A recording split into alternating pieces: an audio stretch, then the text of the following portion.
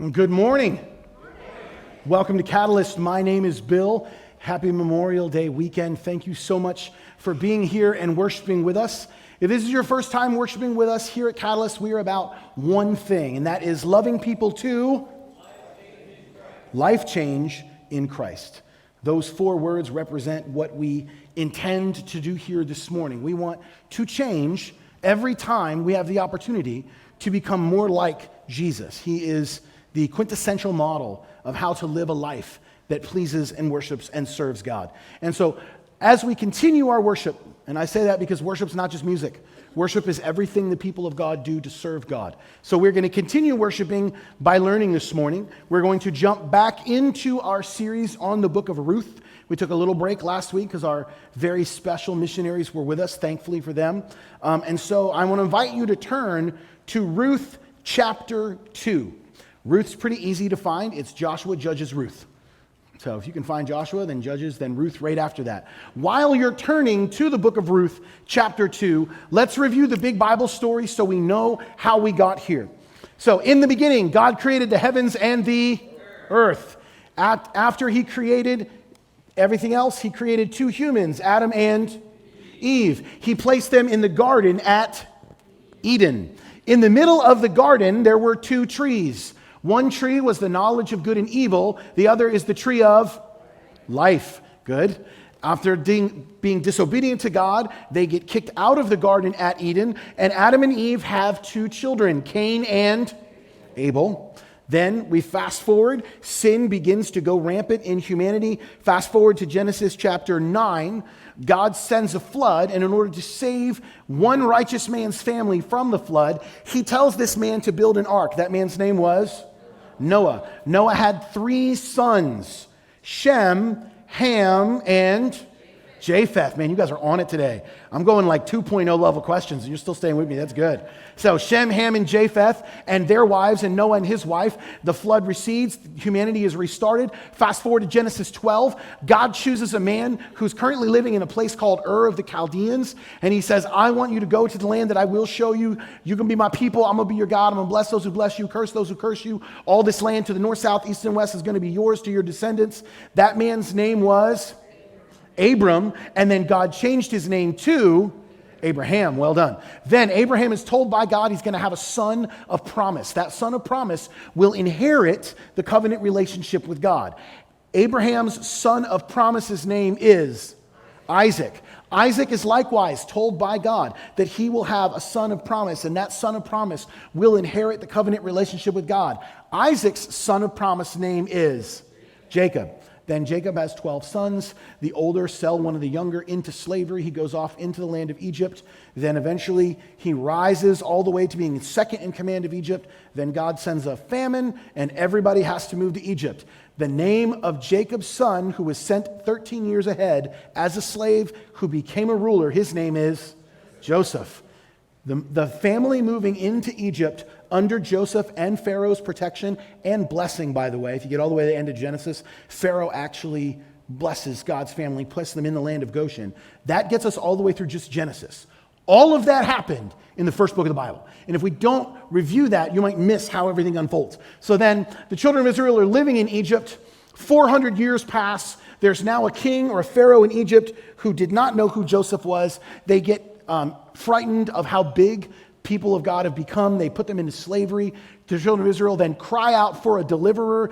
God finds a guy who was originally raised in Egypt, but he's way living in the back 40 in Midian, and he shows up in a burning bush, and he says, I want you to be the deliverer of my people. That dude's name is Moses. Moses then goes back to Egypt and finds his older brother, who he uses as his spokesperson. His older brother's name is Aaron.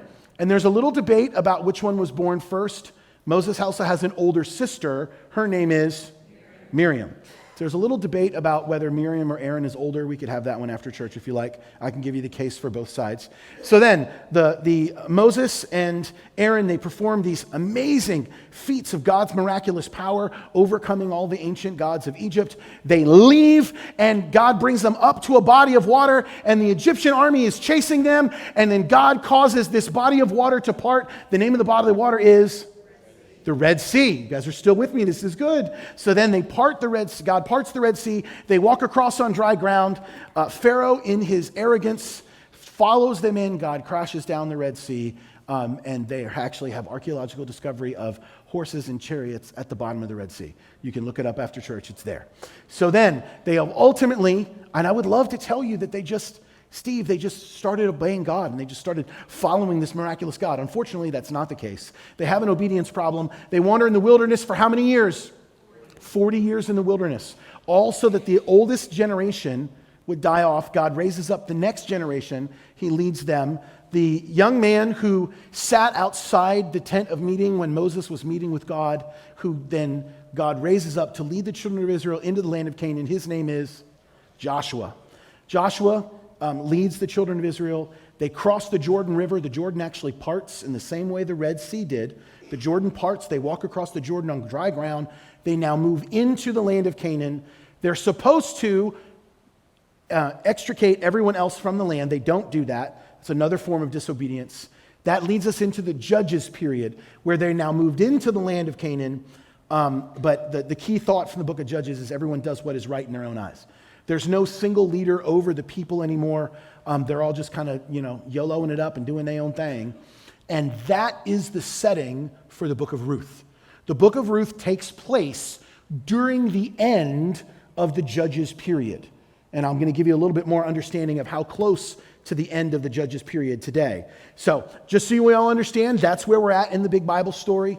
There isn't a Unanan monarchy yet. There's not a civil war, and all that happens in the back half of the Old Testament. We haven't made it there yet. We're in the Judges period where the children of Israel have a problem being obedient, and then God raises up these different judges, and the majority of the people in the book of Judges are bad leaders. There's only like 2 good judges in the whole book of Judges.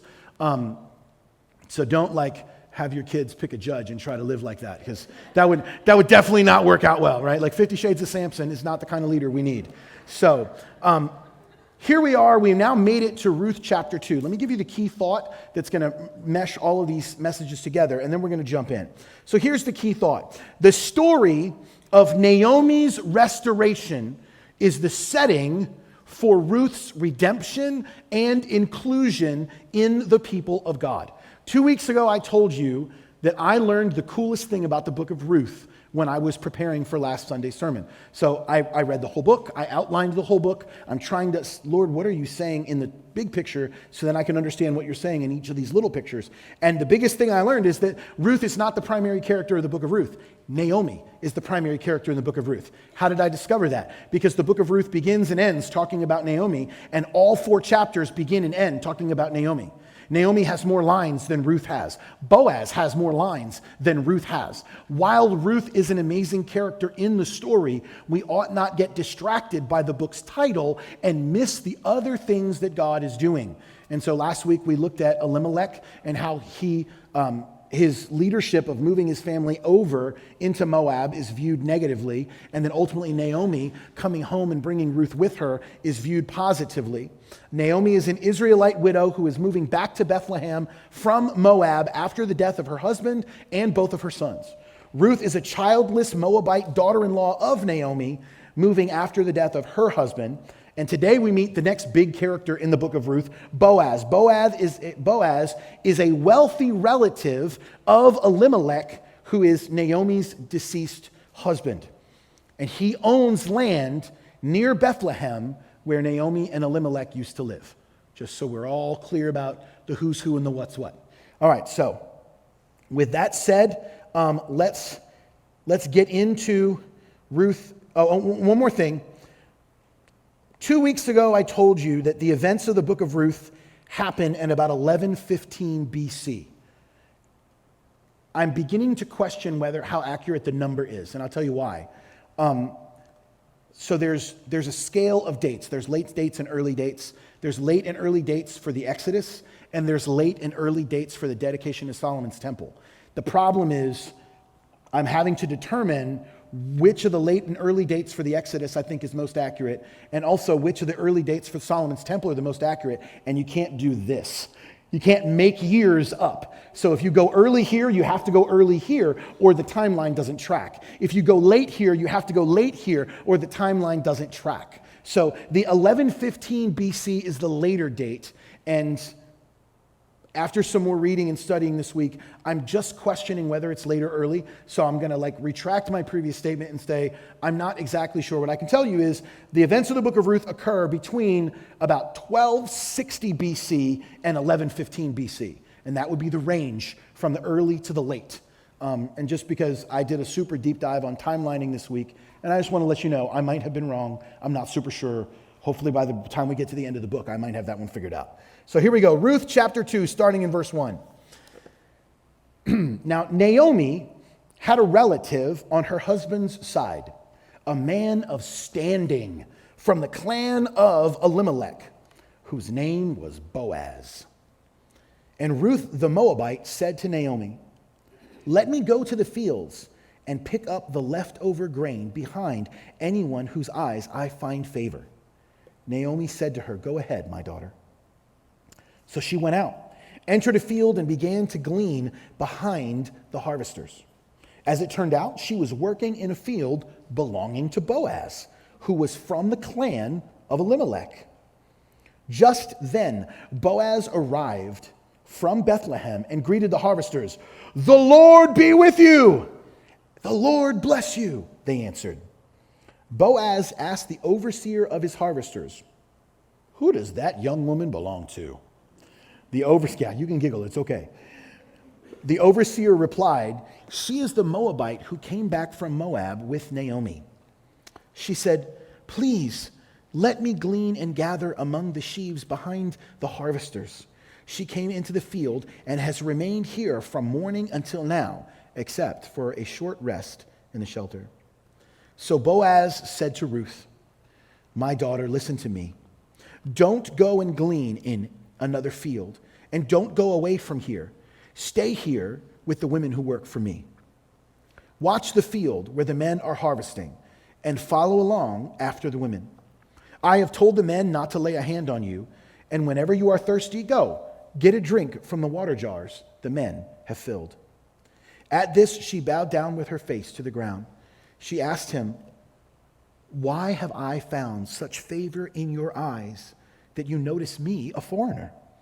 Boaz replied, "I have been told all about what you have done for your mother-in-law since the death of your husband, how you left your father and mother and your homeland and came to live with a people you did not know before. May the Lord repay you for what you have done. May you be richly rewarded by the Lord, the God of Israel, under whose wings you have come to take refuge." "May I continue to find favor in your eyes, my Lord," she replied. "You have put me at ease by speaking kindly to your servant, though I do not have the standing of one of your servants." At mealtime, Boaz said to her, "Come here, have some bread and dip it in the wine vinegar." When she sat down with the harvesters, he offered her some roasted grain. She ate all she wanted and had some left over. As she got up to glean, Boaz gave orders to his men, "Let her gather among the sheaves and don't reprimand her. Even pull out some stalks for her from the bundles and leave them for her to pick up, and do not rebuke her." So Ruth gleaned in the field until evening. Then she threshed the barley she had gathered, and it amounted to about an ephah. She carried it back to town, and her mother-in-law saw how much she had gathered. Ruth also brought out and gave her what she had left over after she had eaten enough. Her mother-in-law asked her, "Where did you glean today? Where did you work? Blessed be the man who took notice of you." Then Ruth told her mother-in-law about the one at whose place she had been working. The name of the man I worked with today is Boaz," she said. "The Lord bless him," Naomi said to her daughter-in-law. "He has not stopped showing his kindness to the living and the dead." She added, "That man is our close relative. He is one of our guardian redeemers." Then Ruth the Moabite said, "He even said to me, 'Stay with my workers until they finish harvesting all my grain.'" Naomi said to Ruth, her daughter-in-law, "It will be good for you, my daughter, to go with the women who work for him, because in someone else's field you might be harmed." So Ruth stayed close to the women of Boaz to glean until the barley and wheat harvests were finished. And she lived with her mother-in-law. So that's all of chapter 2. Let's rewind back to the beginning. There are some just super fun, cool stuff buried in here that we need to dig out. So if we remember from chapter 1, Elimelech led his family to Moab. Elimelech dies. Both sons die. And then ultimately Orpah, who is Naomi's other daughter-in-law, chooses to go home. And Ruth dedicates herself to Naomi. Your people will be my people. Your God will be my God. I say what you say, what I say. Then they all come home.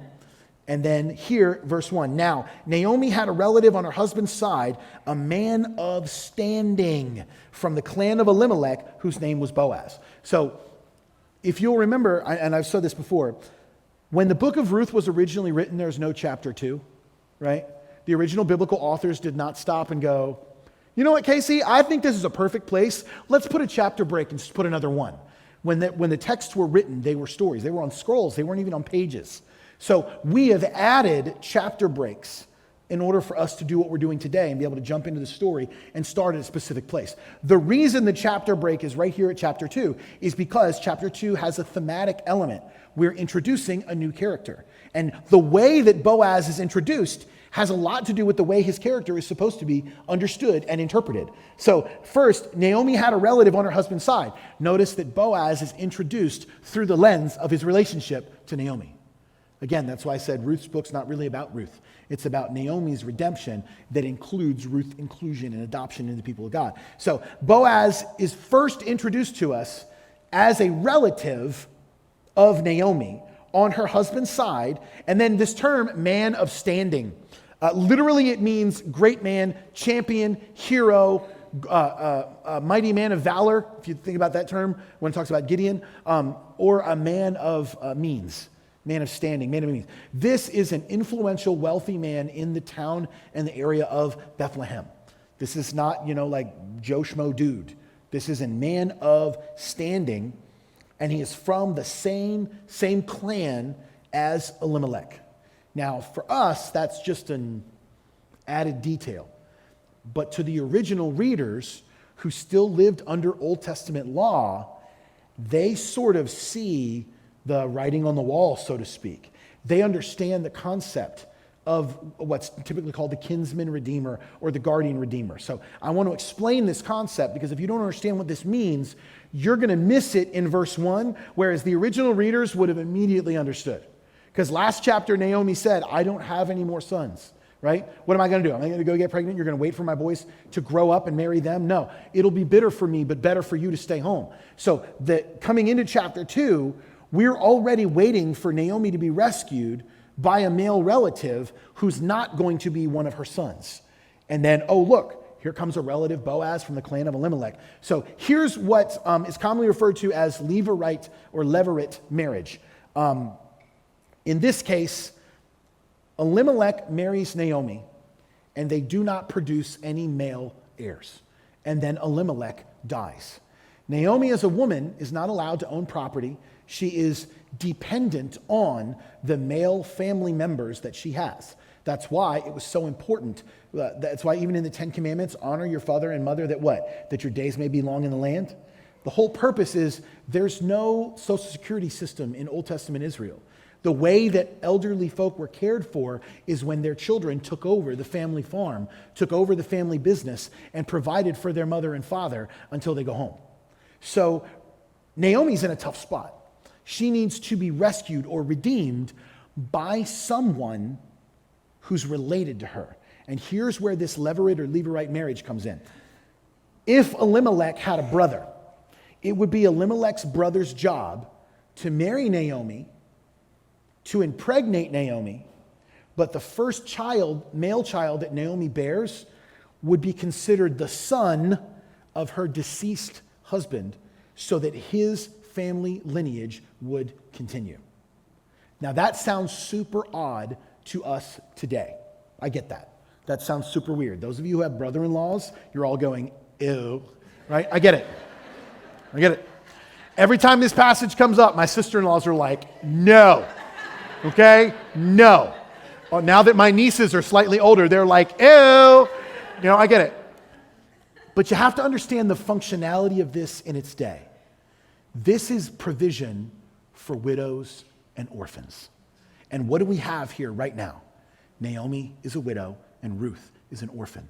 And God loves the widow and the orphan enough to make a provision for their sustenance. And in this day and age, this is what it was. Naomi knows this. Remember, Naomi is an Israelite who'd moved away, followed her husband, did not work out going to live in Sin City. They're now coming home, and Naomi knows the goodness of God. There's also a term that shows up in the book of Ruth in Hebrew that I want to tell you about because it's a theme that we're going to see very heavily in this chapter, and that is the theme of faithfulness. The Hebrew word is chesed. It's like C-H-E-S-E-D, if I was to spell it out in English, and it means loving faithfulness. It means a love that is loyal.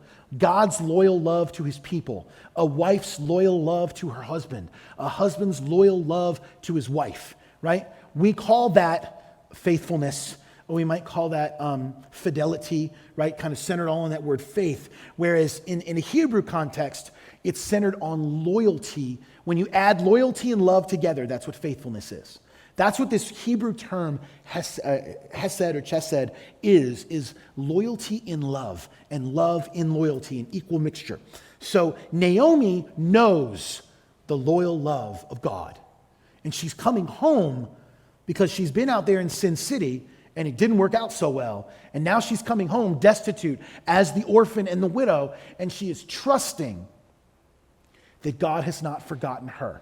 Even though last chapter she came home and said, don't call me Naomi anymore, call me Mara because my life is bitter because God is punishing me, she still knows that God is faithful to his own word and faithful to his people. So the first century, or not even the first century, the 1200 BC or 1100 BC readers of this book when it was originally written, they know all about God's loyal love. And they know all about the Levirate marriage. So verse 1 to them is kind of a big flashing foreshadowing of what's coming. So when Boaz is introduced, he is introduced already as this redeemer, savior character who is going to redeem the orphan and the widow, who's going to help Naomi have a child. This is the hope. This is the whole hope in the book of Ruth, is that even orphans and widows can be saved because God's loyal love will be there to see them through. And Boaz is the representation. Remember how I told you that in the Hebrew scriptures, Ruth comes right after Proverbs 31, and Ruth is the embodiment of the Proverbs 31 woman. Boaz is the embodiment of God's loyal love for his people. Okay? So that's verse 1. That's where Boaz gets introduced. The clan of Elimelech puts him in position to be that Levirate marriage redeemer. Then in verse 2, notice the way Ruth is introduced. Ruth the Moabite. I don't want to make anybody uncomfortable, but we got to talk about racism. Because if I ignore the racial tension of the chapter, I am doing you an injustice to what's happening. When Elimelech and Naomi moved to another town, they moved to a town of people who hated the Jews. Now, Elimelech made that decision because he said, Jim, we go over there, we can make money. I don't even care if I have to live with these people who hate my people, and they hate us and we hate them. If I can make money, it'll be good for my family. So let's just go. Ruth choosing to move home. She is choosing to move into an area where she will be the brunt of racism. Because just do yourself a favor sometime. Read this book and read the number of times she is introduced as Ruth the Moabite. Ruth the Moabite. She's an outsider. She's not one of us. For my Harry Potter fans, she's a muggle. Ruth the Moabite said to Naomi, let me go to the fields and pick up the leftover grain behind anyone else in whom I find favor. Ruth knows that she's got to work if Naomi and she are going to live. Now, Naomi is old enough to be the mother of Ruth's husband, who they were married for a decade, right? So if we say at this time, women probably got married anywhere from age 12 to age 14, and Ruth has already been married for 10 years. That makes her 24 to 26, Because we also don't know how long they were in Moab before Naomi chose to go home. So let's just say Ruth's 26 years old.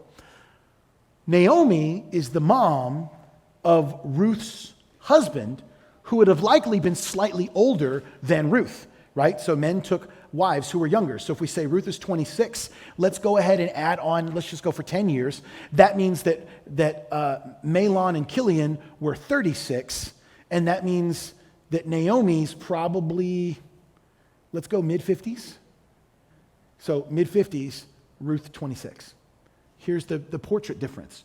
Ruth knows backbreaking work for Naomi in her mid-50s, almost 60s, is not going to work. If they need enough food to be provided for, Ruth has to step up and be willing to work. And a 26-year-old back is a lot stronger in the fields than a 56-year-old back. So she says to Naomi, let me go.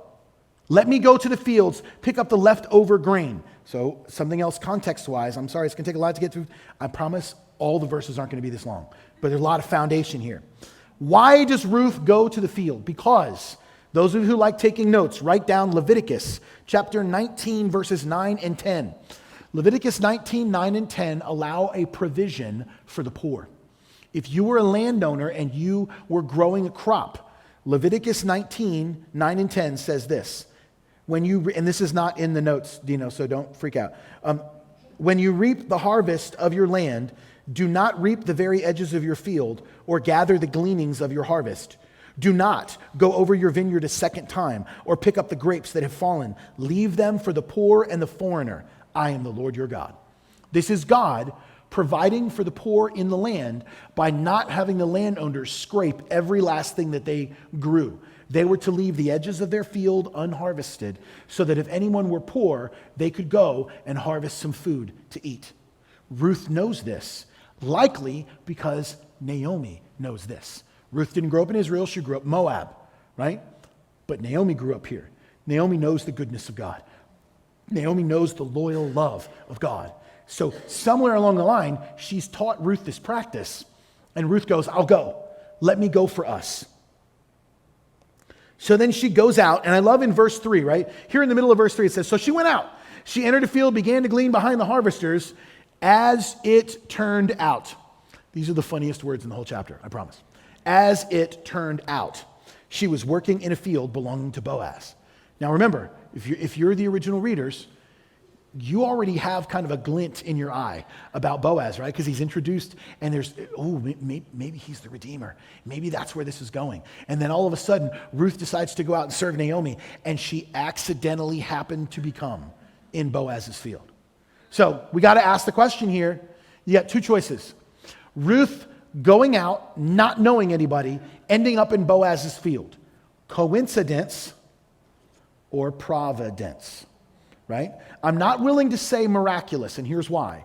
There's nothing in this text that said that God has used his divine power to overcome anything in the natural world. So not every divine act of God is a miracle. Sometimes there's divine acts of God that are providential because he works within the normal workings of our world. When he does a miracle like a healing or a resurrection, that is him overtaking the normal events. Those are miracles. This is providential, or you could view it as coincidental.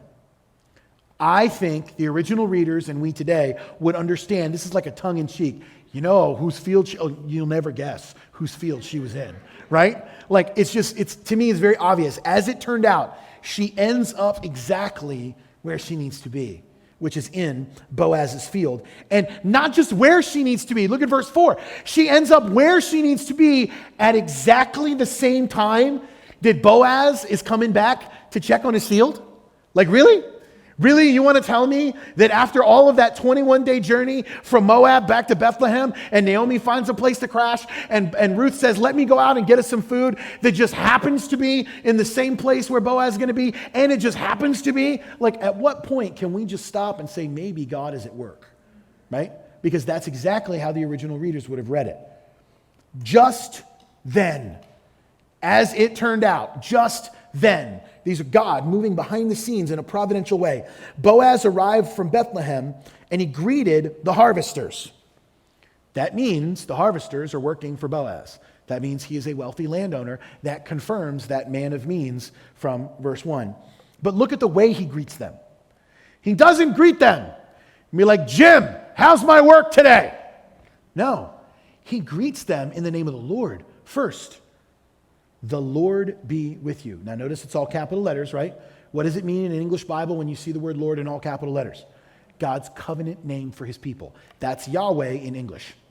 That's anytime you see that. Capital letters, it's God's personal name for his covenant people. Boaz greets his workers in the name of the covenant God who loyally loves his people. And now look at how they respond. The Lord bless you.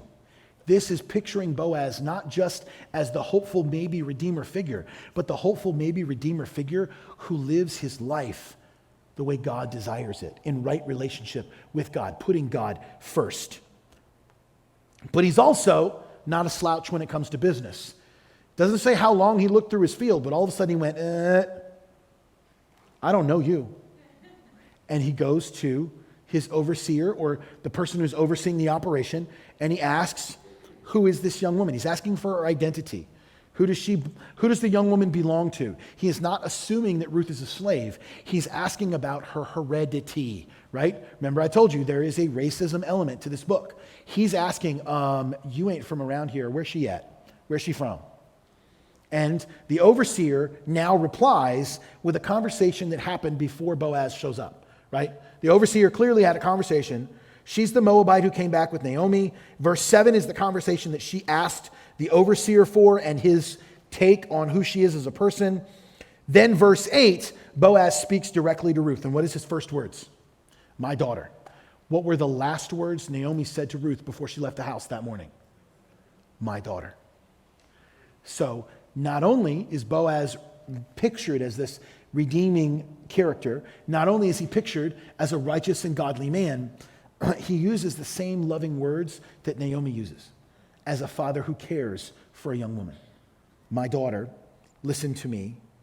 Don't go. And then he goes into, so verse 8, don't go into any of the fields. Stay here with the women who work.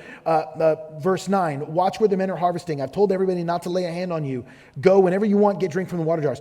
All of this is beyond just being allowed to glean food, right? This is not just provision. This is blessing outside of provision coming from Boaz to Ruth. Ruth responds here in verse 10, and she bows down with her face to the ground. This is literally the same sort of words that we would use as an act of worship. She responds to the blessing coming from Boaz in a worshipful manner. So not only is Boaz putting God first, Ruth realizes, in my opinion, Ruth realizes where this blessing is coming from, and she's thankful. She bows down and putting herself under his authority and asks him, why have I found such favor in your eyes that you notice me, a foreigner? She knows she's the outsider. She knows that she doesn't belong. Also, I would argue that Boaz is tantamount to saying so when he says, don't go into anybody else's field. Stay here, my people will keep you safe. He's illustrating that he understands the precarious situation that an orphan outsider woman not from this nation could experience. And so he's not only going to provide for her, but he's going to protect her by keeping her with his people in his field and giving all the men who surround her instructions not to harm her, which also means, by the way, don't let anybody else harm her either. 11, Boaz replies, and the justification for receiving these blessings is based on Ruth's service to Naomi and her faith. And I think verse 11, Dino, let's stop there for a second. Verse 11, some very interesting wordplay here in the Old Testament. So look at it. He says, I've been told all about what you have done for your mother-in-law since the death of your husband. Okay, that's Ruth's character. But the last part of verse 11 is Ruth's actions. How you left your father and mother and your homeland, and you came to live with a people that you did not know before. That sentence has all the same elements in it as somebody all the way back from Genesis 12. When God originally spoke to Abram, what did he say? Leave your father and mother and your land and your people and go to the land that I will show you. Verse 11 is figuring the faith of Ruth through the faith of Abram when he left the Ur of the Chaldeans to come to this very land for the first time. In fact, if you go all the way back to Genesis and you watch the way Abraham traveled, Abraham was literally here.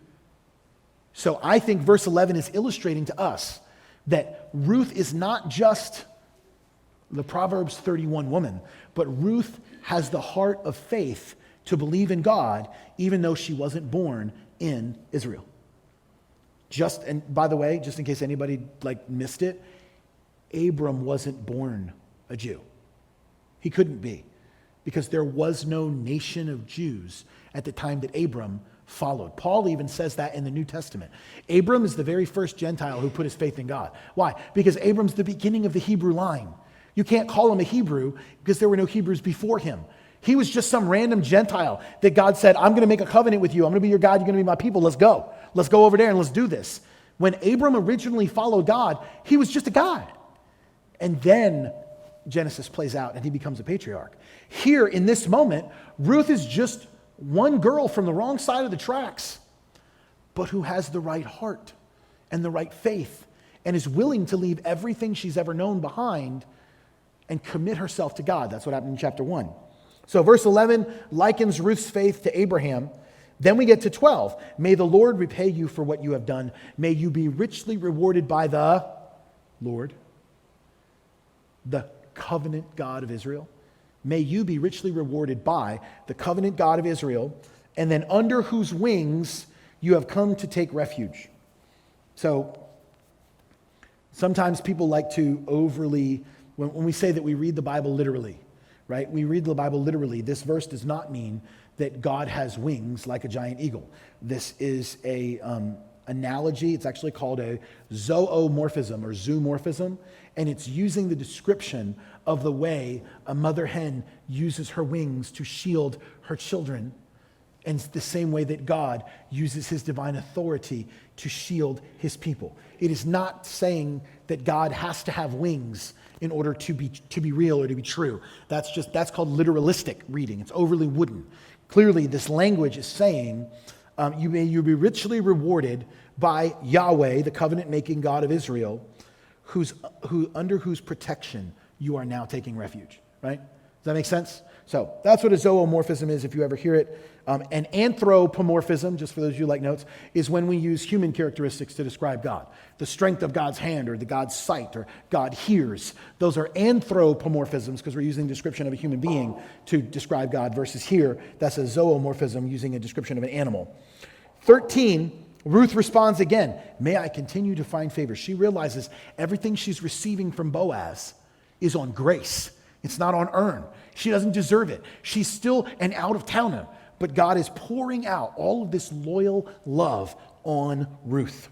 Then you get to 14, at mealtime, Boaz blesses her again. Does Boaz owe her a Happy Meal break? No. But he gives it to her free, with love, with grace, not earned, not owed, but given nonetheless. This whole relationship in chapter 2 between Boaz and Ruth is a portrait of the love, the loyal love and faithfulness of God, pouring out blessing beyond provision for his children who follow him and obey him on faith. That's really the big picture. So now he gives her a meal. He gives her so much food that she can't even eat it all. Where does the rest of the food go? If you get to the end of the chapter, she takes it home to Naomi. So now God's blessing through Boaz to Ruth also feeds Naomi. Plus, where do you think she took all the grain that she collected all day? Back to Naomi. So now you've got people being blessed by association. God's blessings are so large that they roll off one person and hit the next. Then verse 15, so you kind of have to pay attention to the words a little bit here, but in verse 15, Boaz changes the game for what Ruth is allowed to collect. So Leviticus requires that he let her collect from the edges of the field. That's it. That's all that Leviticus requires him to do. Here in verse 15 and 16, very clearly, he changes the game and he starts making her job of collecting even easier, even more than what he's required to do in the law. This is, again, grace on grace. 15, he got up and Boaz gave orders to his men, let her gather from among the sheaves and don't reprimand her, which means let her gather right behind you. Verse 16, pull out some of the stalks and the bundles and leave them for her to pick up. This isn't just pulling one or two kernels that the harvesters have missed. This is the entire stalk. Cut it off and drop it for her. The whole thing. Just cut it off and let her collect it. He's now giving her direct provision from his workers, but leaving it for her to pick up. So this is well beyond what Leviticus required him to do. This is way out there. No one would ever expect, especially if you're reading this in this day and time, this is like cray-cray amount of blessing. Like, I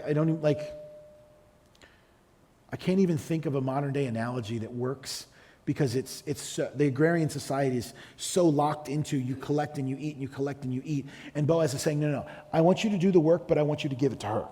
That's what he's saying. I want you to do the work. Tyler, I want you to give the work, but I want you to give your paycheck to Anthony. That's what he's saying. He's saying, listen, you work for me. I'm going to take care of you, but you're going to give your paycheck to Anthony because he needs it. And so then she gleans all day until evening. Then she threshes, or she breaks the barley off of the stalks. That's the separating process. She gathered it, and the amount is an ephah. Looked it up, and there's a little dispute here, so we're going to go with she collected between 30 to 50 pounds of grain in a single day. Yeah. This is way more than like just those random grains that she's sticking in a pocket. She collected 30 to 50 pounds of food. Because remember, we're talking about God's provision for a widow and an orphan. 30 to 50 pounds of food. She carries it back to Naomi, and she gives her all of it and the food that she was given that she didn't eat. And what's Naomi's first question in verse 19? Where did you go today? Right?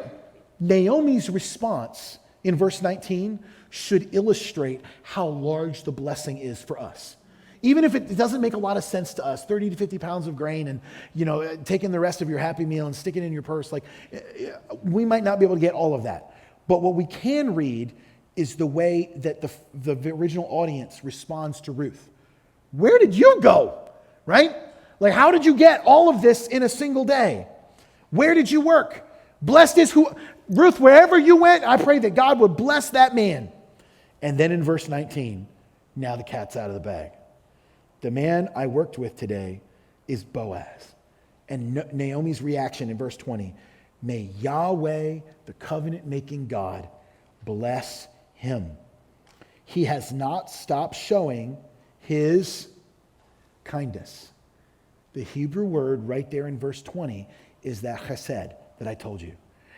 And if you allow me to swap it out for you, he has not stopped showing his loyal love to the living and to the dead. This man is our close relative. He is one of our guardian redeemers. Now, you might be asking yourself, how is Boaz's actions showing love to the living and to the dead? Here it is. So obviously, Naomi and Ruth, they're the living, right? They're the ones who are still living. But how does God show his blessing and favor to the dead? Naomi is referring to Elimelech. She is saying that if the Levirate marriage takes place and she is able to bear a son in Elimelech's name, that the provision that Boaz could be, if he is that Redeemer character, then God is showing his loyal love to my deceased husband by giving my husband a son that he never got in life. That is what Naomi is saying. We miss it because that icky idea of brother-in-law helping you have a kid is icky sticky in our culture. But it is foundational to understanding what's happening here. So when she says, he's not stopped showing his kindness to the living and the dead, the food for Naomi and Ruth is the loyal love of God for them. The possibility that Naomi could actually still bear Elimelech a son is God's grace to Elimelech. Then 20, the Lord bless him. I just said that. Not stop showing his living kindness. Then he lets her know. Then Naomi lets Ruth know Boaz is one of our guardian redeemers. If she didn't understand the concept, she definitely gets it here. And then in 21, he even said to me, stay with my workers until they finished all the grain. That means this harvest and the next one. So Ruth likely harvested for all of April, May, and probably 2/3 of June. It's actually the barley harvest and the wheat harvest. Both harvests, she gets to collect these abundant blessings from Boaz's field and receives his protection, verse 22, because let me work for him so I don't go to anybody else's field, so nobody else harms me. And then verse 23, so Ruth stayed close to the women of Boaz to glean until the barley and wheat harvests were finished, and she lived with her mother-in-law. So here's how we bring this in for a landing. Naomi is a widow who is destitute without a male heir.